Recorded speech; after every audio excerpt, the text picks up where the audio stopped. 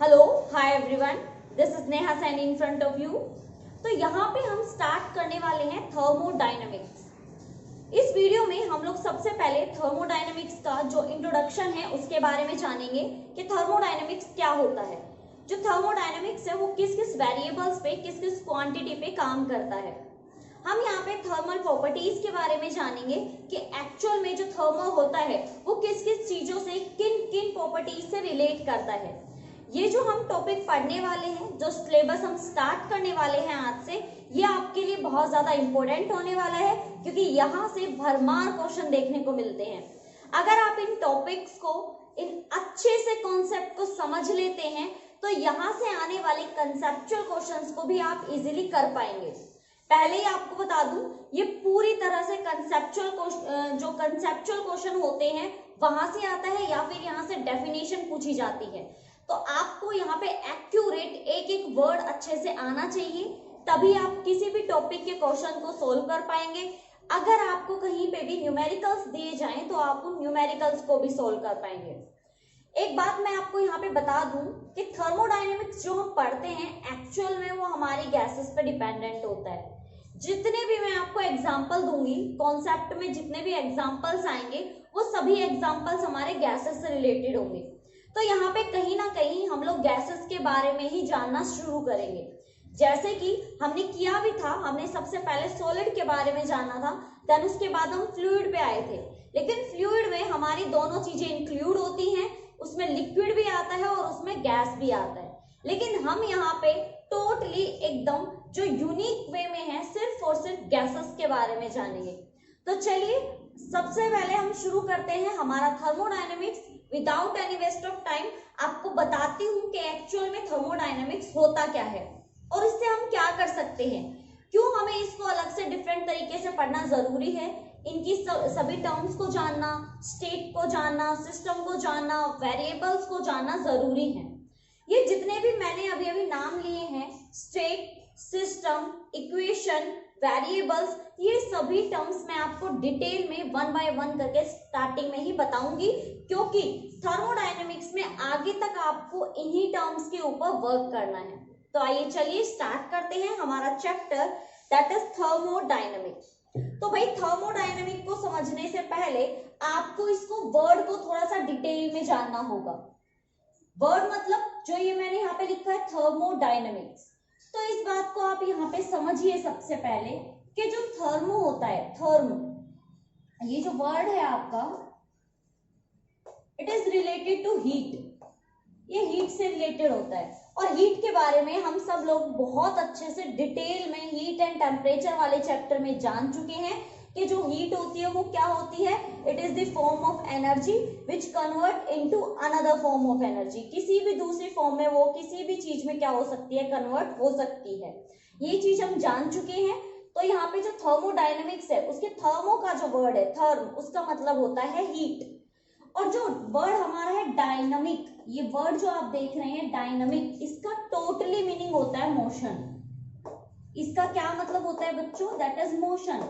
यानी कि चैप्टर का फुल मीनिंग क्या हुआ, ये जो हमने यहाँ पे नाम लिखा है थर्मोडायनेमिक्स, इसका मीनिंग ही क्या है, इसका मतलब ही है कि जो हीट है वो मोशन में होगी।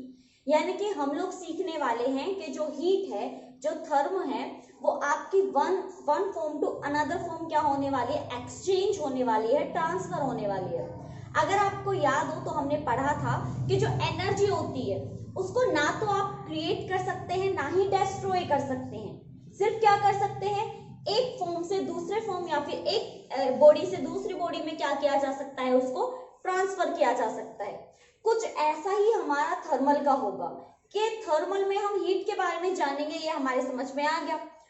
अब ये जो हमने सीखा था हीट में कि जो हीट होती है वो एक बॉडी से दूसरी बॉडी में क्या हो जाती है, कन्वर्ट हो जाती है। तो भाई मोशन में तो आई ना, जो हमारे हीट पार्टिकल्स होंगे, जो हमारे पार्टिकल्स एक एनर्जी फॉर्म से दूसरी एनर्जी फॉर्म या फिर एक बॉडी से दूसरी बॉडी में जा रहे हैं, तो वो जो पार्टिकल्स हैं वो मोशन में ही तो हैं। तो जब हीट आपकी मोशन में होती है तो उसको एक वर्ड से डिफाइन करते हैं, दैट इज थर्मोडायनेमिक। ये आपका थर्मोडायनेमिक होता है। ये चीज आपके समझ में आई। यानी कि जब हीट आपकी ट्रांसफर करती है, चाहे वो किसी बॉडी से किसी में ट्रांसफर करे या एक सराउंडिंग से दूसरी सराउंडिंग में जाए, किसी ऑब्जेक्ट से सराउंडिंग में जाए, उस बात से हमें यहाँ पे कोई लेना देना नहीं है कि वो ट्रांसफर कहाँ से कहाँ कर रही है। हमारे लिए सिर्फ जानना इतना नेसेसरी है कि हाँ हीट है और हीट एक जगह से दूसरी जगह या फिर एक बॉडी से दूसरी बॉडी में क्या हो रही है, ट्रांसफर हो रही है। और अगर वो ट्रांसफर हो रही है तो वो मोशन में है। दैट्स मीन हम किसके बारे में पढ़ेंगे इस बार, थर्मोडायनेमिक्स यानी कि हीट इन मोशन। डायरेक्ट आपको याद करना है हीट इन मोशन। थर्मोडायनेमिक का मतलब क्या होगा कि हीट हमारी मोशन में है, ठीक है, यानी कि वो ट्रांसफर हो रही है। अब मैं आपको थर्मोडायनेमिक्स का यहाँ पे डेफिनेशन बताती हूँ, जो आपको एग्जाम में लिखना है, याद भी करना है। एग्जाम में पक्का इसकी डेफिनेशन पूछ ली जाती है भाई, इंपॉर्टेंट तो है ये। तो देखिए मैं आपसे कहूंगी ये इंपॉर्टेंट है, तो इसकी डेफिनेशन को अच्छे से समझ लीजिए, क्योंकि आपको एग्जाम में यही डेफिनेशन लिख के आनी है, ठीक है। तो चलिए स्टार्ट करते हैं। सबसे पहली हमारी जो डेफिनेशन है इसकी थर्मोडायनेमिक्स की, वो थर्मोडायनेमिक्स ही है। तो देखते हैं क्या है, what do you mean by thermodynamics? It is the branch of physics. Thermodynamics physics की एक ब्रांच है which deals with the study of transformation of heat, जो किसके बारे में स्टडी करती है, किसके बारे में जानकारी देती है, ट्रांसफॉर्मेशन ऑफ हीट, यानी कि हीट के ट्रांसफर होने के बारे में जो फिजिक्स की ब्रांच आपको बताती है, that is thermodynamics, into other form of energy and vice versa. यानी कि जब हीट आपकी किसी और एनर्जी में क्या होती है, कन्वर्ट होती है, या फिर आपकी कोई एनर्जी हीट में कन्वर्ट होती है, तो हम क्या बोलते हैं, वो थर्मोडायनेमिक्स के बारे में बता रहा है।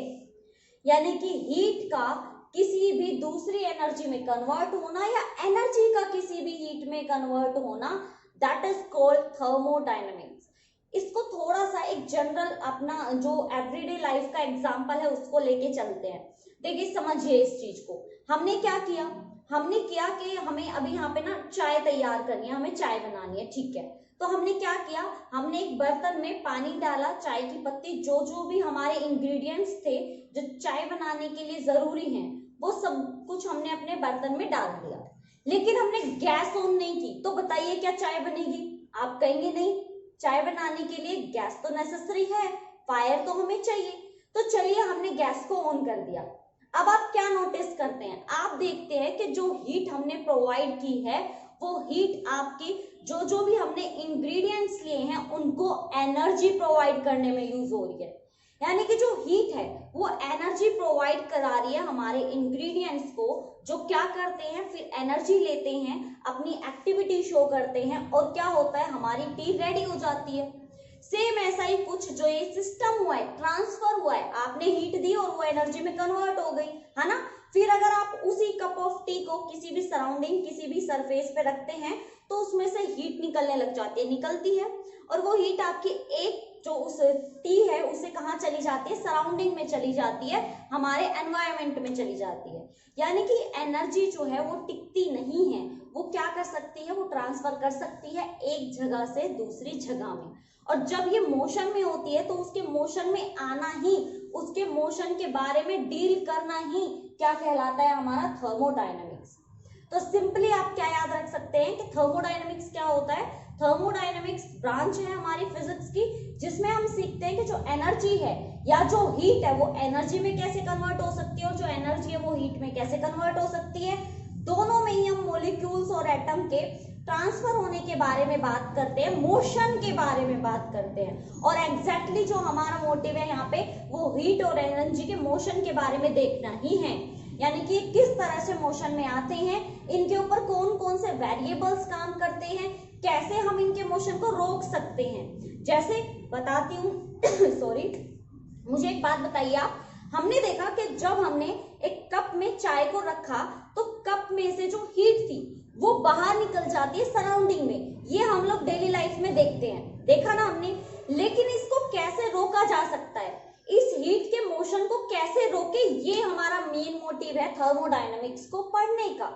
क्योंकि आपने देखा बहुत से ऐसे वेजल्स आए हुए हैं, बहुत से हमारे पास ऐसे थर्मस आए हुए हैं, जैसे मिल्टन का होता है, जिसमें से हीट का ट्रांसफर होना मुश्किल हो जाता है। और चाय जो है, टी जो है, वो बहुत घंटों तक भी क्या रह सकती है, गर्म, क्योंकि उसकी जो हीट है वो अंदर से, यानी कि उस फ्लास्क के अंदर से बाहर नहीं आ सकती।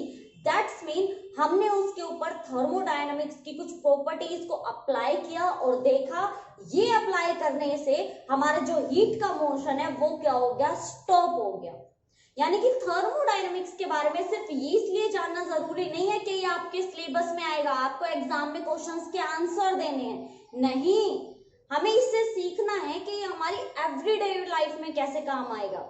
हमारे जो सराउंडिंग है, हमारा जो नेचर है, वहां पे हर जगह कहीं ना कहीं आपको फिजिक्स देखने को मिलेगी, लेकिन वो फिजिक्स है ये चीज हमें नहीं पता है।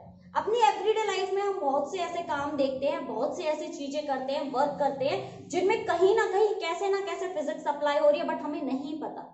तो मैं यहाँ पे यही कोशिश कर रही हूँ कि ना सिर्फ आप अपने सिलेबस कंप्लीट करने के लिए, एग्जाम देने के लिए पढ़ें, आप लोग समझें कि ये टॉपिक आपका एवरीडे लाइफ में आप कहाँ यूज कर रहे हैं।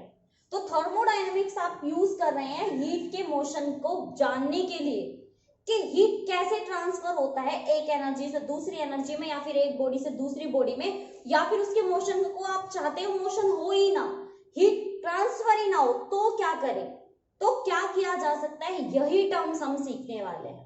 ठीक है, तो आई होप आपकी डेफिनेशन तो बहुत अच्छे से समझ में आ गई होगी कि थर्मो का मतलब होता है हीट, डायनेमिक का मतलब होता है मोशन, यानी कि हीट हमारी किसमें है, मोशन में, उसी मोशन के बारे में हमें जानना है। और अगर उसको रोकना चाहते हैं तो उसके ऊपर कुछ स्टेप्स होती हैं जिनको अप्लाई करके हम उसको क्या कर सकते हैं, स्टॉप कर सकते हैं।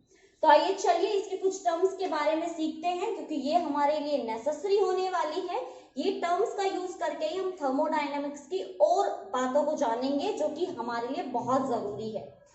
तो नेक्स्ट जो हमारी डेफिनेशन है that is thermal equilibrium. Thermal आप समझ ही गए होंगे अब तक, थर्मो, थर्मल, थर्म, तीनों वर्ड ही हमारे हीट से रिलेट करते हैं। यानी कि यहाँ पे भी हम क्या बात करने वाले हैं, हीट के बारे में बात करने वाले हैं। हीट के आगे एक वर्ड लगा दिया है इक्विलिब्रियम। अब देखिए इक्विलिब्रियम को ना मैं पहले आपको टॉपिक से थोड़ा हटके बताती हूँ।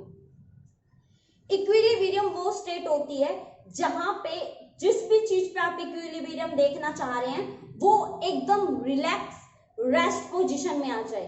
कैसे?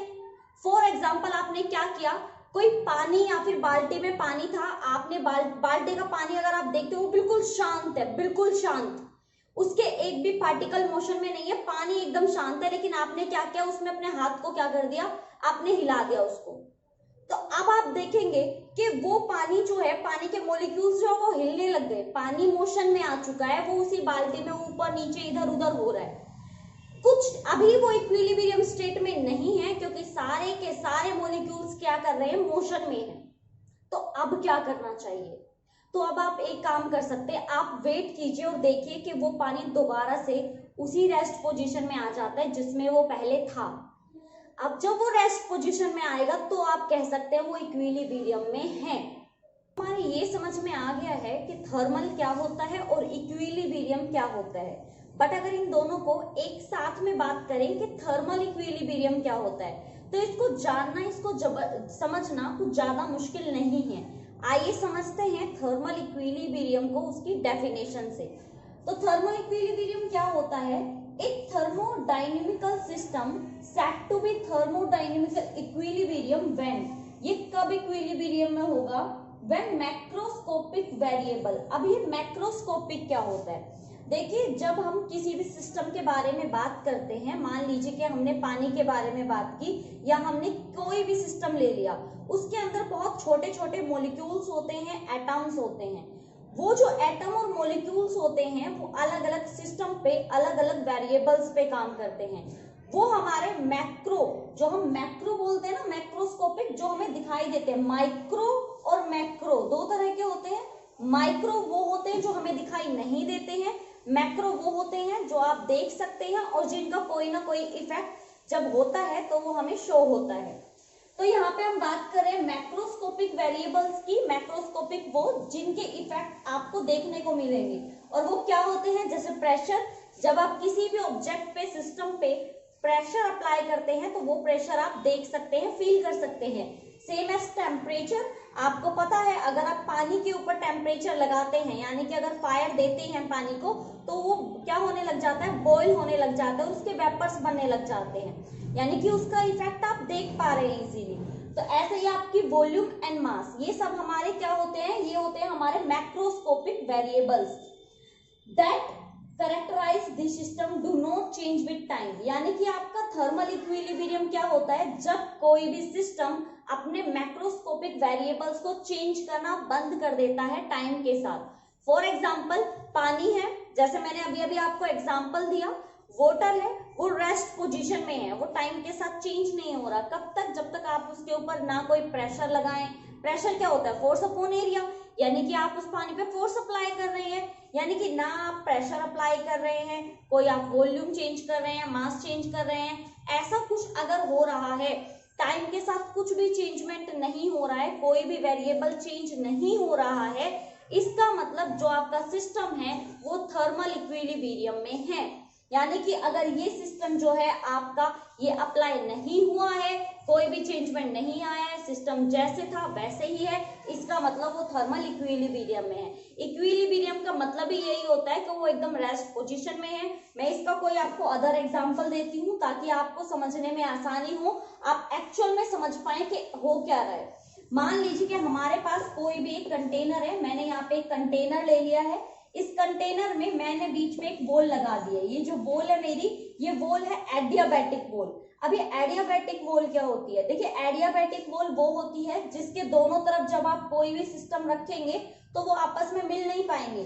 जैसे कि मान लीजिए एक कंटेनर ए है और एक कंटेनर हमने ले लिया बी। ए कंटेनर में ए टाइप की गैस है, कोई भी गैस हो सकती है, मान लीजिए मैंने ले ली ऑक्सीजन। बी कंटेनर में कोई दूसरी गैस है, मान लीजिए मैंने ले ली सल्फर। अब आपको पता है ऑक्सीजन के छोटे छोटे पार्टिकल्स होंगे, सल्फर के छोटे छोटे पार्टिकल्स होंगे या नहीं होंगे। अभी तो मैंने कैसी वॉल ली है, एडियाबैटिक। एडियाबैटिक वॉल क्या होती है, जो दोनों गैसेस को आपस में नहीं मिलने देगी। लेकिन यहाँ पे अगर मैं ऐसी कंडक्टिंग वॉल ले लूं जो ए गैस को बी गैस में आपस में मिला दे, यानी कि जो ऑक्सीजन है वो सल्फर के पास चला जाए और ये दोनों आपस में क्या हो जाए, मिक्सअप हो जाए। आप देखेंगे कि जब ये जो वॉल है ये दोनों गैसों को मिक्सअप होने देती है तो कुछ टाइम तक तो ये क्या होती रहती है, मिक्सअप होती रहती है। आप देखते रहते हैं कि जो गैस है वो मिक्स हो रही है।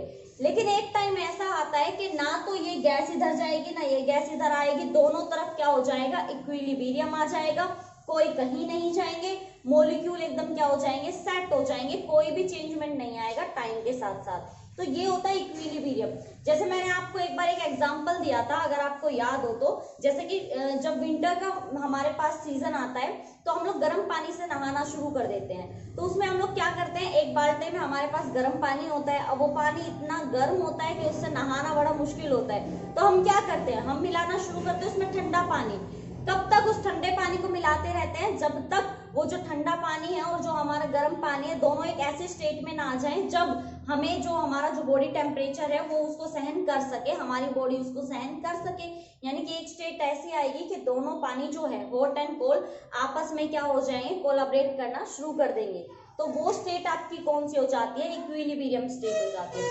वैसे मैं दोबारा से आपको बता दूं, इक्विलिब्रियम का सीधा सीधी मीनिंग होता है कि टाइम के साथ कोई भी चेंजमेंट नहीं आ रहा अगर उसके ऊपर कोई भी प्रेशर, टेम्परेचर, वॉल्यूम या मास में कोई भी चेंजमेंट नहीं है टाइम के साथ साथ। ठीक है, यानी कि दो चीजें आपस में मिली, आपस में अच्छी तरह से मिल गई, अब मिलना मुश्किल है, जैसा है वैसे के वैसा रहेगा। इसका एक और एग्जांपल देती हूँ, मैं चाहती हूँ आप इक्विलिब्रियम को अच्छे से समझ लें। आपने देखा होगा कि पानी में जब आप चीनी मिलाते हो, आपने एक गिलास में पानी लिया, मान लीजिए हाफ गिलास पानी लिया, आपने उसमें 2 चम्मच चीनी डाली, आपने मिलाया, वो मिल गया। आपने और 2 चम्मच डाली, वो भी मिल गया। आपने 2 चम्मच और डाली, अब आपको मिलाने में थोड़ी सी प्रॉब्लम स्टार्ट हो जाती है, बट आप फिर भी ट्राई करते हैं। आपने उस पर और फोर्स लगाया थोड़ी देर के लिए, वो पानी में चीनी मिलना शुरू रहती है, लेकिन एक टाइम ऐसा आता है कि अब उसमें चीनी नहीं मिल सकती। तो वो स्टेट आपकी इक्विलिब्रियम स्टेट होती है, जब आप एक चीज को दूसरी चीज में क्या ना कर पाए, कन्वर्ट ना कर पाए। एक लास्ट स्टेज होती है, उसके बाद वो रेस्ट पोजीशन में होना शुरू कर देता है, कोई भी चीज किसी भी चीज में मिक्सअप नहीं होती है। तो ये था हमारा थर्मल इक्विलिब्रियम, में भी आपको समझ में आ गया होगा। तो हमारी नेक्स्ट टर्म की तरफ चलते हैं, that is thermodynamic state variable and equation of state. थोड़ा सा ध्यान से समझिएगा इस चीज को, क्योंकि अगर आपको ये चीजें समझ में नहीं आई तो मे बी आप थर्मोडायनामिक्स में थोड़ा सा गड़बड़ कर सकते हैं, क्योंकि ये जो सिस्टम मैं अब आपको कराने वाली हूँ ये थर्मोडायनामिक का मेन है। अब आपको समझना है कि एक्चुअल में थर्मोडायनामिक काम किस पे करता है, हमें क्या सीखना है। जैसे मैंने आपको बताया था ना, जैसे फ्लास्क होता है जिसमें पानी एकदम गर्म है, गर्म रहता है, ठंडा है, ठंडा रहता है, ऐसे वाला वो कैसे काम करता है वो हम इससे ही सीखेंगे। तो देखिए हमारे थर्मोडायनामिक स्टेट वेरिएबल कौन कौन से होते हैं। Thermodynamic state variable of a system are the parameters, ये वो पैरामीटर्स होते हैं which describe equilibrium state of the system, जो हमारे जो इक्विलिब्रियम स्टेट है उसको डिफाइन करते हैं। कहने का मतलब ये सिर्फ एक स्टेट होती है, ये कुछ ये कुछ पैरामीटर्स होते हैं। अब ये पैरामीटर्स कौन से होते हैं उसको समझिए। जो मैंने आपके नॉर्मली जो पैरामीटर होते हैं वो होते हैं आपका वॉल्यूम, मास हो गया आपका, प्रेशर हो गया आपका, टेम्परेचर हो गया, ये सारी की सारी जो चीजें हैं ये पैरामीटर होती हैं जो हमारा जो थर्मोडायनामिक स्टेट है उनके बारे में अच्छे से हमें डिफाइन करता है। क्योंकि जब हम थर्मोडायनामिक को आगे पढ़ेंगे तो हम देखेंगे कि जो थर्मोडायनामिक के जितना भी सिस्टम है वो काम करता है हमारा प्रेशर, टेम्परेचर इन वगैरह पे, जो कि मैं आपको बता भी चुकी हूँ कि हम मोस्टली इस चैप्टर में इस थर्मोडायनामिक के सिलेबस में कंप्लीटली जानने वाले हैं गैसेस के बारे में। और जो गैसेस होती हैं वो काम करती हैं हमारी कौन से पैरामीटर्स पे, प्रेशर पे, वॉल्यूम पे, टेम्परेचर पे, मास वगैरह पे, ये सारे के सारे हमारे कुछ स्टेट्स होते हैं। ठीक है, तो इनको आपको याद रखना है कि हमारा जो थर्मोडायनामिक स्टेट होती है वेरिएबल होते हैं। देखिए इनको वेरिएबल क्यों बोलते हैं वो जानना जरूरी है। वेरिएबल का मतलब होता है जो चेंज हो सकता है, कांस्टेंट होता है जो चेंज नहीं हो सकता। जैसे मैं आपसे कहूँ पाई की वैल्यू भाई कंफर्म है, 3.14 फिक्स है, कहीं भी चले जाओ, कहीं पे भी पढ़ लो, किसी भी बुक पे पढ़ लो, इंटरनेट पे पढ़ लो, जो पाई की वैल्यू है वो फिक्स है, यही रहने वाली है। तो कांस्टेंट वैल्यू वो वैल्यूज होती हैं, वो स्टेट ऑफ कांस्टेंट होते हैं जो कभी चेंज नहीं होते, फिक्स हैं। बट जो वेरिएबल्स होते हैं उनकी वैल्यू चेंज होती रहती है, वो हम अपने हिसाब से चेंज करते हैं। जैसे हमें किसी की वॉल्यूम चेंज करनी है तो आप पैरामीटर्स को चेंज कर दो, कहने का मतलब टेम्परेचर इंक्रीज कर दो। मैंने क्या किया, मैंने एक बर्तन में पानी लिया, ठीक है, उसकी वॉल्यूम ज्यादा थी, मुझे उसकी वॉल्यूम कम करनी थी, टेम्परेचर दे दो, बॉईल होने लग जाएगा, वेपर्स बन के उठ जाएगा, वॉल्यूम ऑटोमेटिकली कम हो जाएगी। यानी कि पैरामीटर्स के साथ खेल कर आप क्या कर सकते हैं, किसी भी पैरामीटर को चेंज कर सकते हैं। तो वेरिएबल का क्या मतलब होता है, वेरिएबल वो होते हैं जो आपकी वैल्यू को क्या कर दे, चेंज कर दे, अपनी वैल्यू चेंज कर देते हैं टाइम के साथ, और अदर जो वेरिएबल्स हैं, जो अदर स्टेट्स हैं हमारी, उनके साथ। तो ये चीज समझ में आई आपके, ये हमारे वेरिएबल्स होते हैं, वेरिएबल्स जिनकी वैल्यू चेंज होती रहती है टाइम के साथ साथ, स्टेट के साथ साथ। जैसे कि आप देखेंगे पानी है, पानी की तीनों स्टेज होती है हमारी, गैस भी होती है, लिक्विड भी होती है, और आपकी सॉलिड भी होती है, तीनों स्टेट होती है। तीनों स्टेट में पानी के अलग अलग पैरामीटर होते हैं, अलग अलग टाइप से वो काम करते हैं। ठीक है, ये चीज समझ में आई कि वेरिएबल्स क्या होते हैं। हमारा लास्ट देखिए, लास्ट क्या बोलता है यहाँ पे, equation of state, this represent the connection between state variable. अभी अभी मैंने बताया स्टेट वेरिएबल क्या होते हैं, स्टेट वेरिएबल आपके ये हैं, बिल्कुल आपको इनको याद रखना है, क्योंकि बिना इनके तो शायद थर्मोडायनामिक्स हो ही नहीं सकती। तो क्या याद रखना है, ये हमारे स्टेट वेरिएबल है। तो ये जो हमारी इक्वेशन है ये हमारी कनेक्शन बताती है किस किस के बीच में, स्टेट वेरिएबल के बीच में, और यानी कि जो हमारी सिस्टम है, ये जो हमारा सिस्टम रहेगा, इसके स्टेट वेरिएबल्स के बीच में रिलेशन जो बताएगी वही आपकी क्या होगी, इक्वेशन होगी। तो इक्वेशन अगर आइडियल गैस की देखी जाए तो वो होती है आपकी PV is equal to nRT। ये आपकी आइडियल गैस इक्वेशन है। जब हम थर्मोडायनामिक्स को आगे की तरफ बढ़ाएंगे, इसके नेक्स्ट टॉपिक करेंगे, तो आप देखेंगे सारा सिस्टम आइडियल गैस की तरफ घूम रहा है सॉरी। तो ये हमारी होती है सॉरी, तो बच्चों ये हमारी होती है आइडियल गैस इक्वेशन, जिसमें P आपका होता है प्रेशर, याद रखना है ये आपको, V वॉल्यूम, R आपका गैस कांस्टेंट होता है, और T क्या होता है आपका टेम्परेचर। यानी कि यहाँ पे हम रिलेशन देख रहे हैं। इसी गैस इक्वेशन को मैं आपको बहुत ही ज्यादा डिटेल में कराऊंगी आगे, बहुत बहुत मतलब बहुत ज्यादा डिटेल में। क्योंकि अभी तो आपको ये एक सिंपल इक्वेशन लग रही है। अभी सिर्फ मैं यहाँ पे ये बता रही हूँ कि हमारी इक्वेशन ऑफ स्टेट क्या होती है। तो इक्वेशन ऑफ स्टेट क्या होती है, जो हमारे स्टेट वेरिएबल का रिलेशन बताए। लेकिन अभी मैं पूरी तरह से ये नहीं बता रही हूँ कि ये जो हमारी जो गैस इक्वेशन है वो हमें क्या बताती है। इसको मैं बहुत डिटेल में कराऊंगी जब हम इसके टॉपिक के बारे में पढ़ेंगे, बिल्कुल डिटेल में खुल के, कि किस तरह से ये रिलेशन बनाते हैं। प्रेशर को कांस्टेंट करोगे तो टेम्परेचर कैसे इंक्रीज या डिक्रीज होगा, वॉल्यूम का टेम्परेचर के साथ कैसे कनेक्शन होगा, सारी चीजों को बहुत डिटेल में पढ़ेंगे। आज की हमारी क्लास सिर्फ और सिर्फ एक इंट्रोडक्शन क्लास है, जिसमें हमने थर्मोडायनामिक्स की जो मेन बेसिक थिंग्स है उनके बारे में जानना है।